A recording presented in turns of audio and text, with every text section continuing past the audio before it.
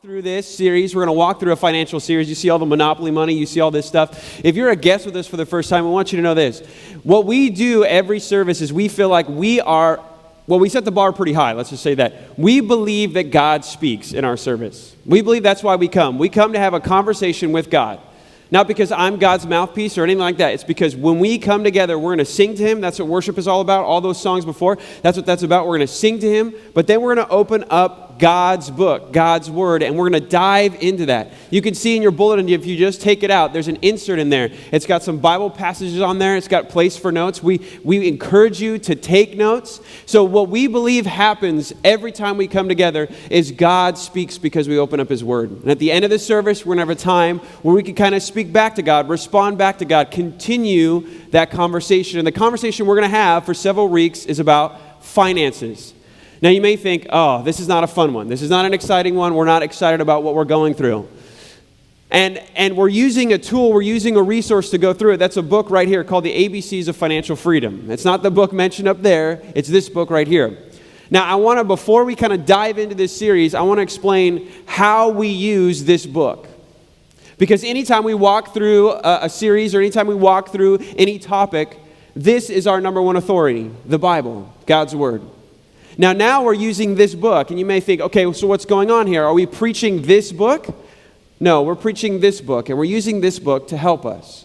I want to give you an illustration just to kind of understand how we're going to use this book and handle this book as we hand this book to you for free, and we want you to walk through with it in your small groups. There's actually a guide that goes along with this as well, a study guide that all of our men's groups, women's groups, marriage groups, everybody, all of our Bible studies are going through this book. But how should we view this book? Think of it like this. The Bible is like a photograph.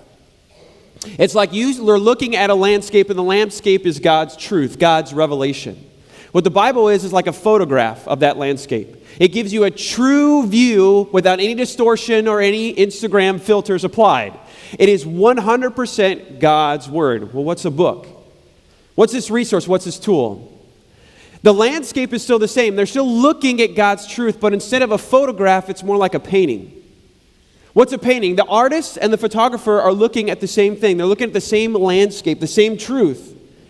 But see, when a painter paints a beautiful painting, creates that artwork, what is he doing? He's showing his perspective. He's showing interpretation. There might be different nuances that he highlights. Still the same landscape, but it's different than a photograph. This is exactly how we're using this book. See, we believe as pastors, there hasn't been a book written that with 100% clarity and accuracy communicates every single theological conviction that we have. You won't find that book. That's a book that you have to write. So it's not that you agree with every single piece of material in a book, but you agree with the majority of it. And books are good because this book helps us to rely on this book. So you're going to see as we walk through this, we believe very heavily that we agree on the essential doctrines that this guy talks about, that Barry Cameron writes about. We believe even more than that, not just the essentials, but also on smaller things we find agreement. But there are some things that we see a little bit differently, that we would paint the picture a little bit differently than he does. And as we walk through this, I want you to think that way. As we walk through these messages and our pastors go through, I want you to take the messages, take God's Word, and then use this book. This book is not first, it's second to this book. Now, as we walk through a financial series, you may think, I don't need this. I'm good. I don't have debt. I'm fine. I'm financially free. We think the standard of financial freedom is not just being debt-free. We think that's very much a part of it. We believe that it's not only financial freedom, it's also proper savings. The Bible talks about thinking about the future, thinking about your retirement, thinking about your kids' college fund. And the Bible goes even beyond that, beyond being debt-free, being able to save for retirement, being able to save for your kids' college fund, but beyond that, being able to give to God in a way that's impactful. So if you're not at all three of those, this series is for you. It's for you. Now, it may get hard, it may get awkward as you step into life group to kind of open up your checkbook to people. That can be embarrassing. Oftentimes, we're more willing to confess personal failures, emotional failures, character failures than we are our financial failures. But we invite you, what we want to do is to give you freedom, to free you from debt, to take that away from you, to help you save and help you give in a way that you've never given before and truly experience God's financial freedom. Now, there was an article written in USA Today about 2009. It said this, okay, so we have money issues, we have financial issues. And maybe you've gotten to that point. Okay, I need to listen a little bit because I'm not at one of those three phases. I'm not giving like I want to give or saving like I want to save, or I still got that credit card debt that I'm paying over and over and over again. So maybe you're there, but you're saying, you know what, my financial practices and my bad habits, they're not really my fault. Well, in 2009, there was an article written saying that very same thing, that our financial problems aren't our fault. This book was written, or so this article was written, and in there it said there's the big lie. And the big lie is this: your financial troubles are due to your animal instincts.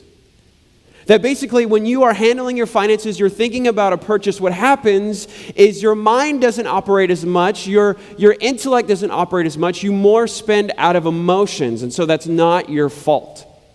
It's your emotions' fault. It made me think of the movie I just watched with my kids, Inside Out. The new Disney movie where you have all these little characters, all these different emotions, sadness, fear, disgust, joy, and they have this like board before them and they're pressing all these buttons and they're making the character do something. That's basically what this article is saying. That it's not your fault, it's your animal instincts just take over.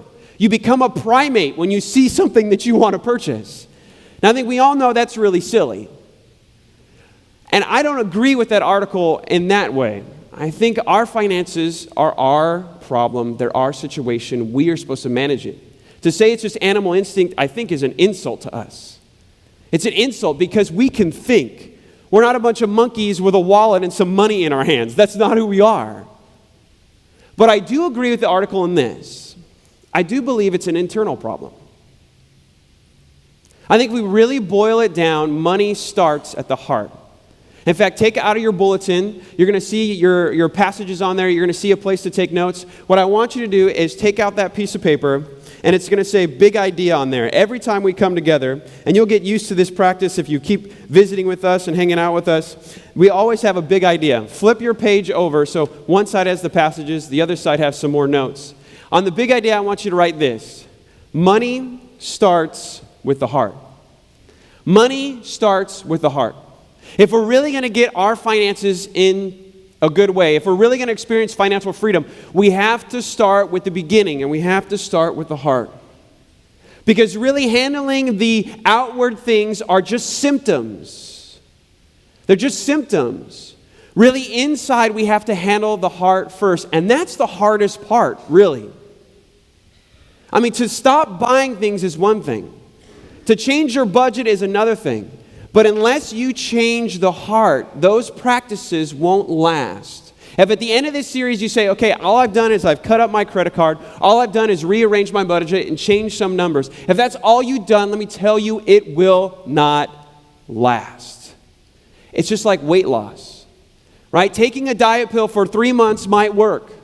But unless you change your habit, your lifestyle, really your hunger, it's not going to have lasting change. And so we're starting with the heart. Let's jump into that passage in 1 Chronicles chapter 29, verse 10. I'm going to show you, this is David. David is praying a prayer here, really a prayer of thanksgiving to God. And what he shows us is a good heart. What is a good, giving heart? If money starts at the heart, then how should our heart be postured towards our finances? I want to show you this. Let's start in verse 10. 1 Chronicles chapter 29, verse 10. Now, what's happening here is David is about to build a temple. Now, if you're not familiar with the Old Testament, God has shown himself to be symbolically present in specific spaces. So in the very beginning, it was the garden. God dwelled with Adam and Eve in the garden. And then he moved from the garden, and then he moved to a mountain, the Mount of Sinai. Moses and the people of Israel met God there, and he shook the mountain with thunder and lightning, and he said, I want to be with you. I want to be with my people. Then God moved from the mountain, then he moved to a tent, or called the tabernacle, a kind of mobile place that God can move. Well, God has been in this tent where we're starting right now in our story. And David has in his heart the idea of building a permanent structure. They're in the promised land. They're in a permanent place. This is where God has promised them. They're not on the move anymore. They're not walking through the wilderness. God needs a permanent place. So David in his mind says, I want to honor God. He's got the right heart when it comes to money. I want to honor God. I want to build him a temple. God, that's a great idea, but I don't want you to do it. I want your son to do it. And so David decides this. Okay, if my son's going to do it, I'm going to start saving. I'm going to start saving and saving and saving and saving and building these resources so when Solomon gets old enough, they can just start. They don't have to wait. Well, David starts giving a lavish amount of wealth to this project, but his people see it. David is the king.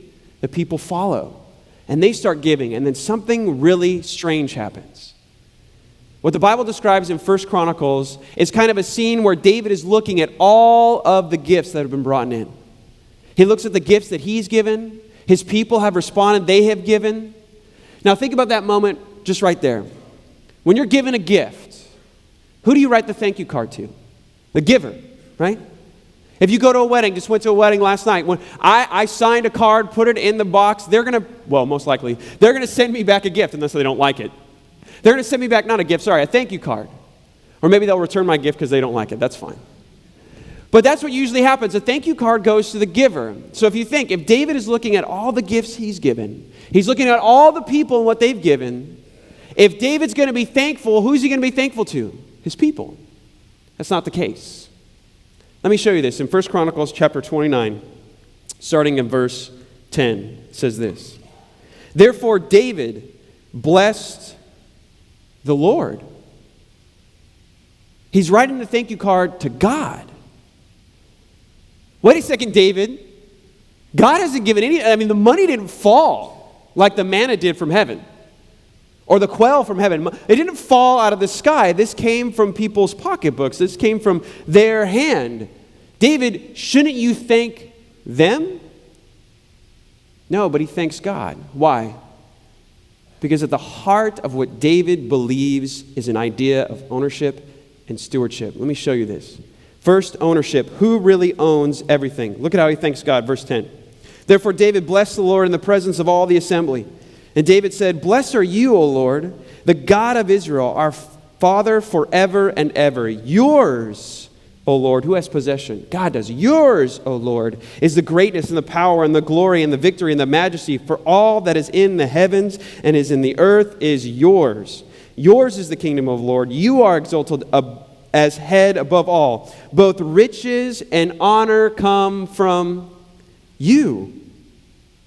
You rule over all. In your hand are power and might, and in your hand it is to make great and to give strength to all. And now we thank you, our God, and praise your glorious name. What's going on there? David knows this. God is the owner. God is the owner of everything. We're just the stewards. God is the owner. We're the managers. Or another way to think about it, God is the parent. And we are the babysitters. We can't lay claim and authority over the things that we have. Even though we work the hours and we put in the time and our paycheck comes in with our name on it, we are the babysitters. That is God's. God has ownership over everything. And this is David's heart right here. That's why when he sees this massive amount of wealth sitting before him, and he sees all the people and their generosity, the first thing he has to say is, who does this belong to? I don't care the name on the check. David sees beyond that piece of paper that says a person's name, and he says, the one who controls this is Yahweh, the God of heaven and earth. It's his. And so when I look at this, I have to say, God, this is yours. Okay, well then what does that do for us? I mean, they're still the ones who gave. David talks about this. First, God is owner. Second is this, verse 14. Look at his prayer. But who am I? And what is my people, that we should be able thus to offer willingly? For all things come from you. And this is the most interesting statement right here. All things come from you, and of your own have we given you. Do you see the change there? It's not my own. It's not what I saved, what I have communicated, what I have accumulated. He's saying, no, God, we just gave back to you what's already yours. It's your money. Do your business. We're just the babysitters. Everything that we have, these are your kids. They're here because of you. We're here just to watch them. That's all we're doing. We're just the stewards. And so this great gift given to you is like you wrote yourself a check and it's coming back to you. Really, what God does with our resources is he doesn't necessarily give it to us, but he wants to give it through us. He wants to give the money to us so we can enjoy the work, and then it comes back to him. But see, when it stops at us, then it spoils. When we hold on to that wealth, it just spoils. This is David's heart right here. God, it's yours, and we're just giving it back to you. Let's keep reading. We're in verse 15. So he says, we've given this to you, at 1 Chronicles chapter 29, verse 15. We've given this to you, it's yours. And then he kind of remembers his history, and this is helpful to think about this. This is helpful for us. I'm going to show you this in verse 15. To remember where we came from. This is what he says. He was recounting the whole history of Israel. It says, for we are strangers before you and sojourners. We're just travelers. What is he remembering? Man, our story started not in this promised land. Our story started in slavery. It started over here in Egypt. And then from Egypt, we were in a wilderness. We were just wandering. We were strangers, sojourners. We're just walking around with no permanent place. It is only now that we are in a permanent place. So David is remembering, God, you brought us out of slavery. God, you brought us through the wilderness, and you have brought us here. See, sometimes what happens is we forget where we came from. Right, as believers and Christians, we think at moments when we don't recall the great works of God that we think we've brought ourselves to the state that we're at, that we're good. Right? Isn't this what happens during those teenage years? When there's argument and complaining, you know what, Dad, you should really buy me a car. Dad, I deserve it. You guys don't take care of me. I need this, and I need this. And you think to these little teenagers, you want to strangle them. You want to tell them, you know, I brought you in. And then what are you going to say after? You know exactly what you're going to say after. I brought you in, and I could take you out. Right? My parents said that all the time. Paul, I brought you in, and I could take you out. Like, I don't know what that means. Is this like murder one right here? I could build a case file against you. This is a felony. You can't do this. Right? But there's that idea that happens, and we all do this. I mean, I did this as a teenager. We forget that our parents put the food on the table. Our parents clothed us. They changed us. They put shelter over us. They protected us. They educated us. See, what happens is when we forget that, we forget where we came from. We forget really that it's God who's brought us this far. It's not our achievements or our merits. We don't stand up because we're great. We stand up because he stands us up. And this is what David is recognizing. This is why his heart is like this. God, we have this great amount, but I remember the stories of old when we were in chains, and now we're not. And I won't forget those chains. You're the owner. You've brought us through. You're the hero of our story. Look what he keeps saying. Then he makes it an issue of the heart. He says, O Lord our God, all this abundance that you have provided for building your house, for your holy name comes from your hand and is all your own. Do you see the pronouns there? Total ownership. He's giving it all away. It's yours, it's yours. Every piece, everything I see, it's yours, it's yours, it's yours. Verse 17. I know, my God, that you test the heart and have pleasure in uprightness. In the uprightness of my heart, I have freely offered all these things to you. What is he saying? God, my heart's right. This is why I can give to you. This is why I think it's a heart issue. This is why this is the first message, is because our attitude must change. Our heart must change. David is saying the reason I can give is because my heart is right with you. And my heart says this: you're owner, I'm steward.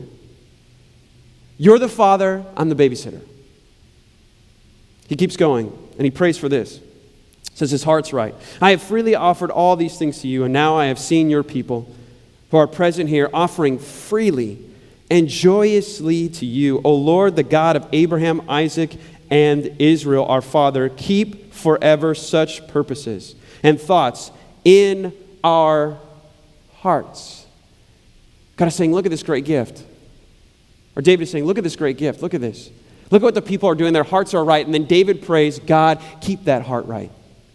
Keep it. Because he knows that money can move them, manipulate them into places they don't want to go. That greed could creep up in their heart. That covetousness could creep up in their heart. And if you look at the history of Israel beyond this moment, they would become envious of what the nations have, and that would be their downfall. They did not keep their heart focused on the Lord, and that's when greed set in. That's when sin came in, and that's when they lost what they had. And David sees this. He can see down the corridors of time and say, the heart must be kept. And if it's not kept, then everything is lost. He prays the same prayer for his son.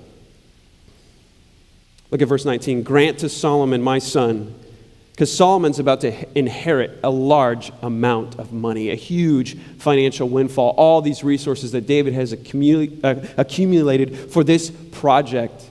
He's going to get all this. And seeing all that wealth, what's Solomon's heart going to do? So David prays. Grant to Solomon, my son, what? A whole heart.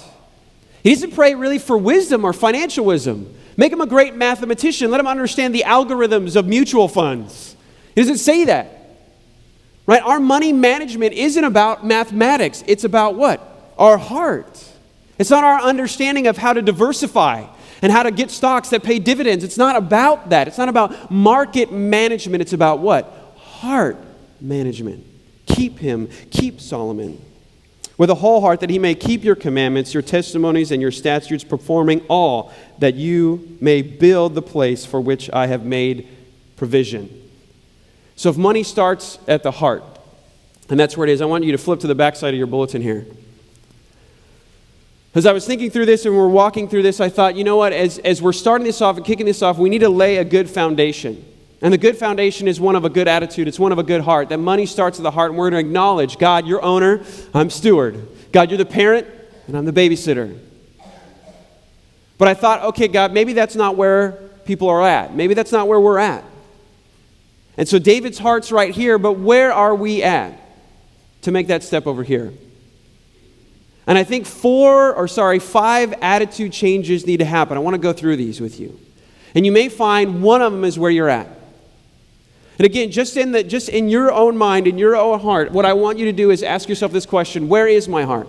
Okay, David's heart is over here. That's great. I'm not there yet. My heart is over here. And maybe one of these 5, maybe it's only one of these 5 that your heart needs to change, needs to turn, it needs to redirect to honor God with your finances. So I want to go through these with you. This is number 1. I think we need to have an attitude change, a heart change, and that's this. I don't need a plan. Maybe that's where you're at. I don't need a plan. I think that needs to move. I think that needs to shift. I think we need to realize, instead of I don't need a plan, we need to shift that to, if I don't follow God's plan, I don't have a prayer. Now, why do I say that? Because money is so incredibly dangerous. So incredibly dangerous. I want to show you this because I think we miss this. I think we miss this in 1 Timothy chapter 6, verse 10. Paul is writing to Timothy, who is a young pastor, and he's warning him about certain besetting sins. And one of the sins is one of greed. I want to show you this. 1 Timothy chapter 6, verse 10. If you're saying in your heart, I don't need a plan. Look at 1 Timothy chapter 6, verse 10. It says this: For the love of money is a root of all kinds of evil. Money is dangerous. Now, what we're not saying here is that poverty is a sin. I hope you never hear that. We're not saying poverty is a sin. I'm not saying wealth is a sin. But greed is a sin. And this is a reason why we need to manage our finances God's way, because you don't realize what you're dealing with is a lion. You've been thrown into the Colosseum. And going in without a plan is like trying to fight a lion without a sword or a shield. You're going in unprotected. And if you don't have a plan, this can consume you. Look what Paul says. Look at how great this is. He says, the love of money is the root of all kinds of evil. And then look at his statement right here. This is very important for us to understand. Look what he says. It is through this craving. What was he talking about? The love of money, greed. It is through this craving that some have wandered away from the faith. What is he saying there? What's in danger? If we don't handle our finances right, what's in danger?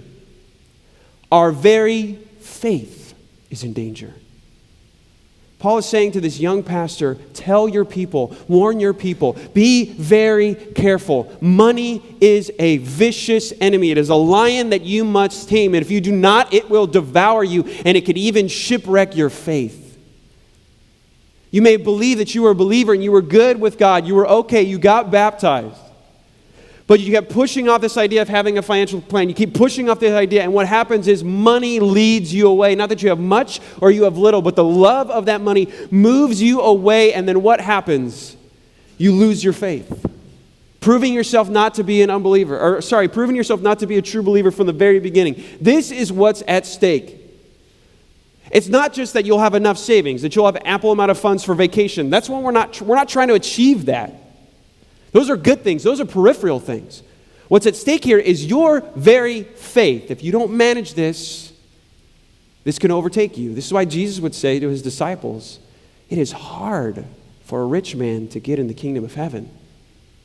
Some of Jesus' strictest teaching was on what? Money. Again, I'm not trying to make you rich.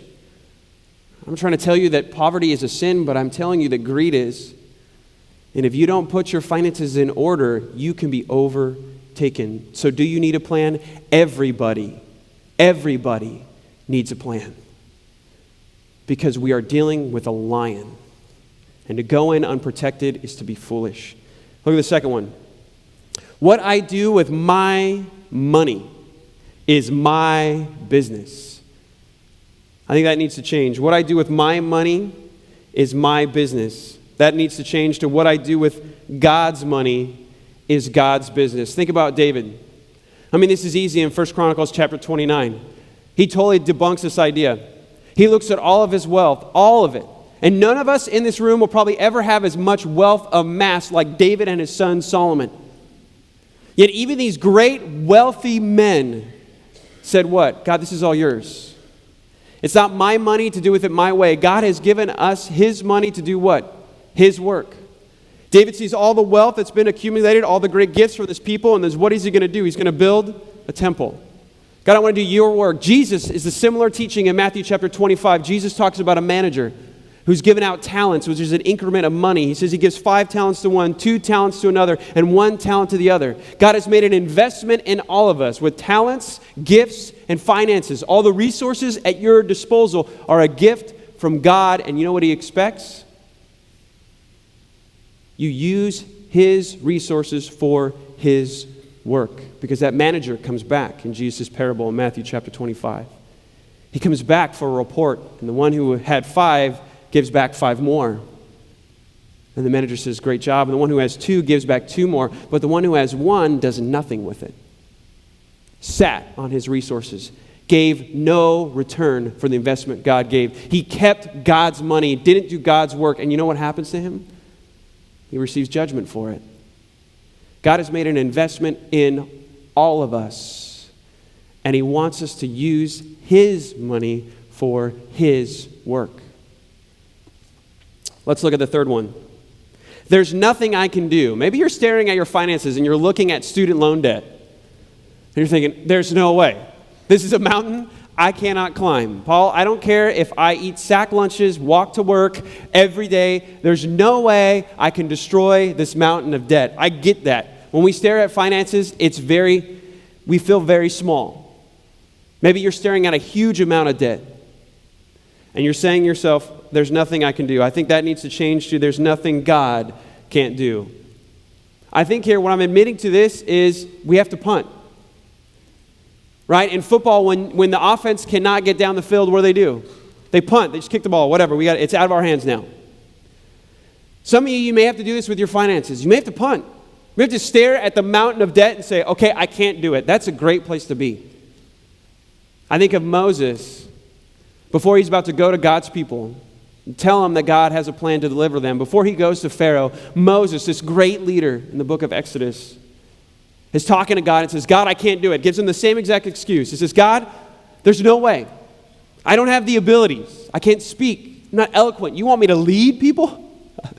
I can't do that. You want me to talk to Pharaoh, the ruler of the world power of the time, Egypt? You want me to talk to that guy? I can't do that. There's no way.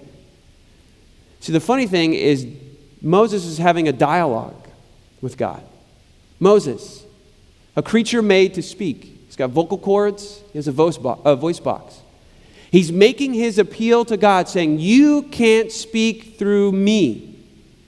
And as he's saying that, you know what he's talking to? A bush that's on fire, yet not consumed. And God is using it to speak.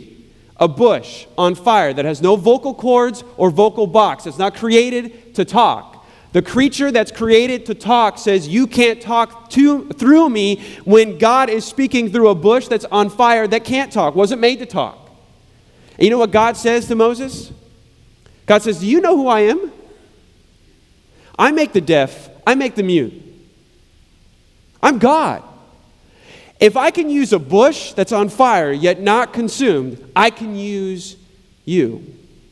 And I think if you start honoring God with your finances, putting His plan together, I don't care how big the debt is, you are right that you can't do it, but God can do it. God can give you a better job. God can give you a raise.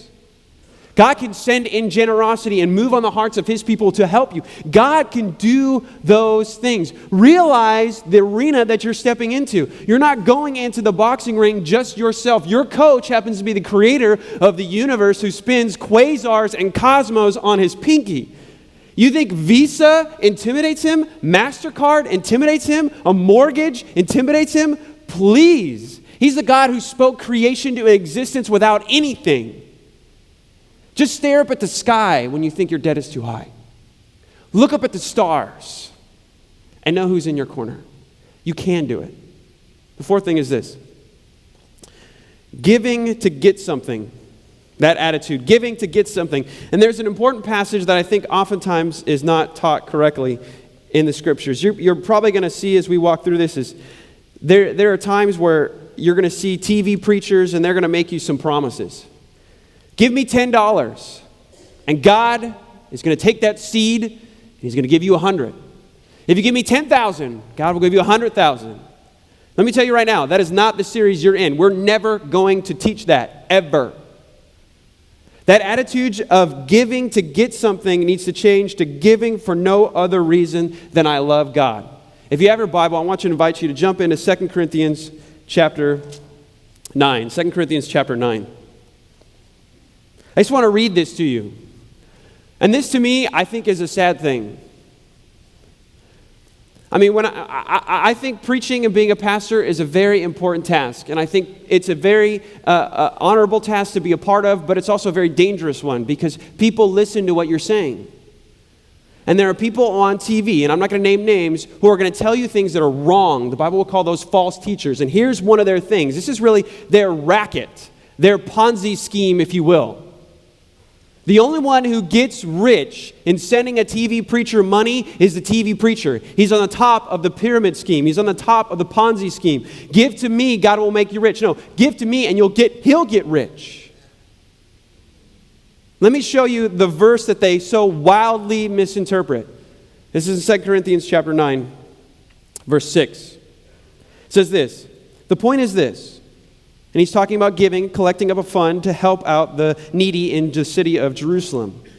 He says, whoever sows sparingly, and he is talking about a financial gift, whoever sows sparingly will reap sparingly, meaning what you get back will be small. If you give small, what you get back will be small. But whoever sows bountifully will also reap bountifully. So if you put a big amount in, right, God's going to give you a big amount back. Now what they think is this, if I write a big check will come to me. They stop there. You know one of the easiest ways to debunk false teaching? Just keep reading. Just keep reading because they take one verse and they run with it. And they lead people into a false belief. Let me show you what God's going to give back to you. What is God going to give back to you? Is God going to write you a check for $10,000 when you give him a check for $100,000? God will give back to you. God does honor this. This is true. When you give, you do get something back. But let me show you what that's for. That's not to satisfy our greed. It's not to treat God as a mutual fund. It's not to treat God as, if I give this, he'll pay me dividends. This is what we get back. Verse 7. Each one must give as he has decided in his own heart, not reluctantly or under compulsion, for God loves a cheerful giver. God is able to make all grace abound to you. Oh, here's the return. Awesome. But why does God give the return? So that, this is verse 8, so that having all sufficiency in all things, you have what you need, you may abound in every good work. Why does God give back to you? So you can do good work. He says again, verse 10, he who supplies seed to the sower and bread for food will supply and multiply your seed. Awesome. For sowing and increase the harvest. Great. And they use this. God's going to bring you a harvest. A harvest of what? Look at how the passage goes. A harvest for your righteousness. Again, in verse 11, you will be enriched in every way. Oh, I'm going to be wealthy. See that? I'm going to be enriched. Is he speaking in financial terms? You will be enriched in every way to be generous in every way. We don't give so we can get. We give so we can give again, and give again, and give again, and give again. God is saying, you honor me with my finances, I'm going to give you everything that you need to do good work, not to satisfy your greed. If you give hoping God will give you more money, keep it. Keep it. You are in danger of giving in a wrong motive, and that's not good. The New Testament church, we see this. Ananias and Sapphira, they give with wrong motives, wrong terms, and what does God do? He destroys them. God doesn't want that money. We don't want that money. I don't want that on your soul. Don't give so God can get you out of your financial spot by giving you a windfall and say, I'm going to give $100, buy a lottery ticket, and then God is going to give me the abundance back. Just keep it. It's safer in your wallet than in that offering bag. Give so God can supply again and again and again and again for your good work. Lastly, number 5, and I think this is the most valuable one. This is the one I put at the end. Maybe saying, honoring God with my wealth is where I want to end up. Paul, I want to pay off my debt, I want to get my savings, and then I'm going to start giving. I'll tell you right now, the greatest pearl in this book is this. If you haven't read it yet or picked it up yet, it's a free copy. I'm going to save you all the reading. No, but we want you to read it, okay? But know this, the greatest thing this book will give you is this one piece of advice. And I'll tell you right now, when I was young and in ministry and in my 20s, this is what I said, if I'm honest with you. This is what I said with my finances when I was a youth pastor, just out of grad school, right? And we were making a lot of money and we were trying to get by with 2 kids. This is what I said. Honoring God with my wealth is where I want to end up. One day, I'll be able to give like I want to give. That has to change. Paying off debt is important. Getting your savings is important. But honoring God is more important. That has to change to this. Honoring God with my wealth is where I want to begin. One more passage I want to walk through. This is in 1 Corinthians chapter 9. Because sometimes this is where things get a little confusing. Paul, do I really have to give? Is it really required to me? Isn't that in the Old Testament?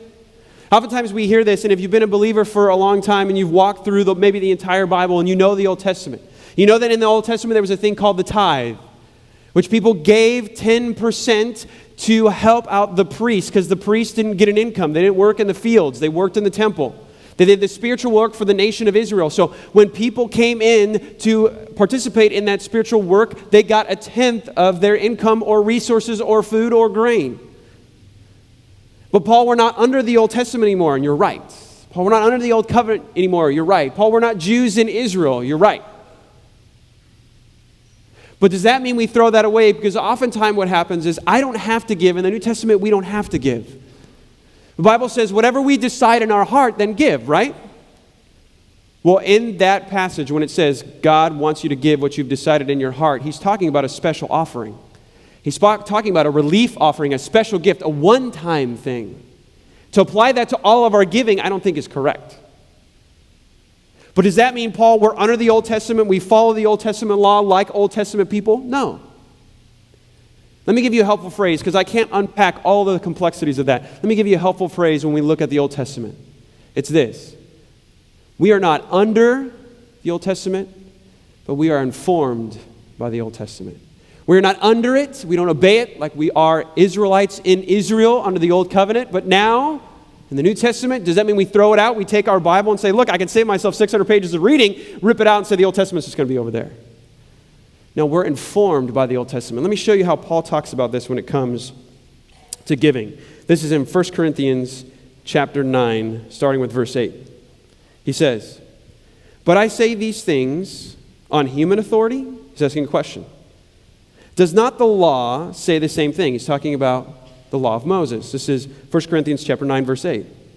"I say these things not on human authority," or he's asking a question, and the expected answer is no. "Does not the law say the same thing? For it is written in the law of Moses, you shall not muzzle an ox when he treads out the grain," meaning you shouldn't stop the ox from eating as he's doing the work. That's an Old Testament principle, but he brings it into the New Testament. Look what he says. "Is it for the ox that God is concerned? Does he not certainly speak for our sake? It was written for our sake." What is he saying? This applies to us. Again, not under the Old Testament, but informed by the Old Testament, informed by this principle that the worker deserves a wage. "Does he not certainly speak for our sake? For it is written, for our sake, because of the plowman should plow in hope, and the thresher thresh in hope of sharing in the crop. If we sow spiritual things," he's talking about being a pastor, being an apostle among you, "is it too much if we reap material things from you? If others share this rightful claim on you, do we even more?" This rightful claim on you. Paul's saying it is right for a pastor to be a professional. It's right because this work is a big work. It's a large work. It takes up your hours, and to have another job on the side takes away from the impact of what you can do. Now, Paul would push this right away and refuse this right and be a tent maker and have a trade, but he's saying this is a right. Now, look at this. This is very interesting how he brings this to conclusion. Look in verse 12, second half. "Nevertheless, we have not made use of this right, but we endure everything rather to put an obstacle in the way of the gospel of Christ. Do you not know that those who are employed in the temple," what's that? That's Old Testament. "Those employed in the temple service get their food from the temple." This is the tithe. "And those who serve at the altar share in the sacrificial offerings." Look at verse 14. "In the same way." He's saying, do you know how the spiritual part of the nation of Israel was funded? Through the tithe. Then Paul says, looking at the Old Testament, informed by it in the New Testament, what is the right now? We should fund gospel ministry. We should fund this work. And he says, in the same way, this is why I believe, my conviction is, this is why we start with 10%. And this isn't just Paul's opinion. Look who he quotes. Keep reading in verse 14. "In the same way, the Lord commanded." Now, who's he talking about there? He's talking about Jesus. "In the same way, the Lord commanded that those who proclaim the gospel should get their living by the gospel." When Jesus was with his disciples, when he sent them out, he told them, don't bring money bags. Don't bring food, because the laborer deserves his wage. He told them, go out, preach the gospel, not to get wealthy, not to be greedy. People don't enter the pastoral ministry to get rich. Well, some might. But that's not the heart of a pastor, is to get rich. That's not what we're trying to do. That's not why we go through all that education and that whole process. Nobody is trying to get wealthy and drive Mercedes-Benz and BMWs and Bugattis. We're not after those things. Nobody. That's not our heart here. All of our pastoral staff, I can speak to that. That's not our heart, but we want an undivided attention to do gospel ministry. So allowing ourselves to be funded as professionals for this work allows us to focus on this work. And this is Jesus' principle here. Disciples, I want you to go out and you'll find somebody. He calls him a man of peace, and you'll stay in that house and eat that food. Eat that food. Stay with him. This is Jesus, how Jesus set it up. And Paul's saying this is a right, and this is an example informed by the Old Testament, and this is why I believe we start with 10%. Because look what they had in the Old Testament. What'd they have? Did they have requirements? Did they have laws? Absolutely. We move to the New Testament, and what are those requirements? They're greater. We move from adultery to lust. We move from from murder. And Jesus says it's not just about murder, it's also about anger. So the requirements increase. The motivations of the commands come to the heart. Over here in the Old Testament, what do we have? We have sacrifices, continual sacrifices, yearly, daily sacrifices for sins. What do we have in the New Testament? One sacrifice for all time in Jesus Christ. Over here in the Old Testament, what do we have? We have a mission. And what's that mission? It's a national mission to build a nation. What's the mission over here? To build a church from the nations. We go from a nationalistic mindset to a global one. So now we sit as New Testament believers under a new covenant, greater requirements, a greater sacrifice, a greater mission. So what should the support be? I think greater. I think the 10% is a start, but you should put that in your rearview mirror and you should press forward because we have a greater sacrifice, a greater high priest, a greater requirement, and a greater mission, and so it requires greater support. That's why I think that's where we start, but we move beyond that. But first it starts with the heart. First it starts with the heart. And maybe you're a believer, you've been a Christian for a while. I can tell you right now, you're going to know when your heart is changing when you kind of reverse your idea of giving. And that's this. You won't see giving as I'm giving God 10%. When your heart changes, when God moves this idea that you're the owner, or He's the owner, you're the steward, He's the father, you're the babysitter. When that happens, you won't think I'm giving God 10%, you'll think I'm getting 90%. That's when you know that shift has happened. That's when you know that change has happened. That's going to take time and that's going to be a process, and I get that. But starting with honoring God is how you're going to get to your financial freedom. Now, maybe you're not a believer. You're not a Christian. Right? You're just a guest. You've come with us and you found this to be a safe place. We hope this is a safe place where you feel like you could come as a guest and you can explore spiritual things. We want that to be a safe place. I want you to hear this. God does not want your wallet before He gets your heart. God wants your heart first. So if you're a guest with us and you wouldn't call yourself a Christian, when the offering bags go across, please don't give to that. That's fine. This is family business, if you will. When the family gets together and Christians get together, we support gospel ministry. We want this family to grow, and that's why we give. But if you're not yet a family member, if you're not yet a believer, you're not yet a Christian, please, please, please give God your heart first. That's what He's after. He doesn't want your wallet. In fact, God opened His wallet so He could get your heart. God opened His pocketbook, opened up His checkbook, and it wasn't a financial one. It was a painful experience on the cross. He wrote that check and it didn't bounce. God paid to get your heart. God paid with the death of His Son, not a mountain of gold, not a check for $1 million, not a lottery amount of wealth. He gave the most precious thing in the world, His greatest commodity, the greatest, most beautiful thing in the world. He gave His Son, Jesus Christ, and He died a humiliating death. Why? To win your heart and not your wallet. It's not what He's after. He's after you, and He wants a relationship with you. And if that's not you yet, we want you to have a time where you can step into that. We're going to sing a song. In fact, church, if you'll stand, if everybody will stand in the room, we're going to respond back to God. Talk back to God. We've heard from Him. We've opened up His Word, and now we want a time where we can speak back to Him. So if you're a believer, I want you to take this time as a response just to sing this song out, to sing this song. Okay, God, you're going to take control, God. You're going to take control of my finances. You're going to take control of these things. And so maybe what you're saying is, God, I need that heart adjustment. I need to have the heart of David. Will you change that in me? Help me to realize that you're the owner and I'm the steward. Now, maybe singing that song isn't enough, right? You want to pray with somebody. We're going to have some counselors up here, some leaders up front. They'll pray with you as you walk through this. And maybe you're saying, you know what, Paul, I'm in a mountain of debt and I need help. And you're saying that God could get me out of this and I shouldn't stare at that mountain and be worried. I should look up at the stars, the God who has all the resources in the world, but I need help looking up. If you want prayer, I want to invite you to just come and speak to one of these leaders during this song. Maybe you're not yet a Christian, right? And you want to know who this Jesus is. You want to know who God is. You've got a bunch of questions, a lot of questions that you need answered. Our leaders would love to do that. So you can come for prayer. You can come with questions. Or maybe you're a Christian and you want to get baptized. You haven't done that step yet. Come and speak to these people as this song goes out. But let this song be a response of your heart, singing back to God. Let's sing.